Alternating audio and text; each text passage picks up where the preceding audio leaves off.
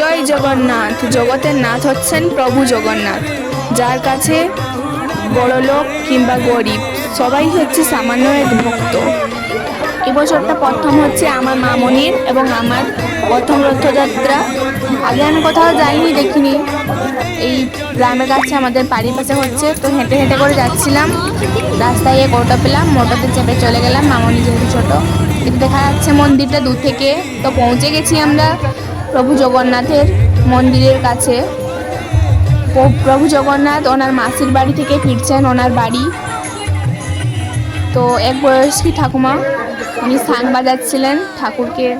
বয়স্ক দাদু ঠাকুমাদের কাছে শুনেছি যে অনেক পাপ পুণ্য ক্ষয় হয় ভগবানের দর্শন করায়। তা বলে তুমি পাপ করবে আবার ভগবানের কাছে চলে যাবে তাদের পাপ ক্ষয় করার জন্য, সেটা বলা ভুল। তাই সবাই একবার বলো জয় জগন্নাথ। আজ মহাপ্রভু জগন্নাথ দেবের পবিত্র উল্টো রথযাত্রা। অসংখ্য লোকের জয়ধ্বনিতে পরিপূর্ণ পাঁচকানিয়া জগন্নাথ মন্দির।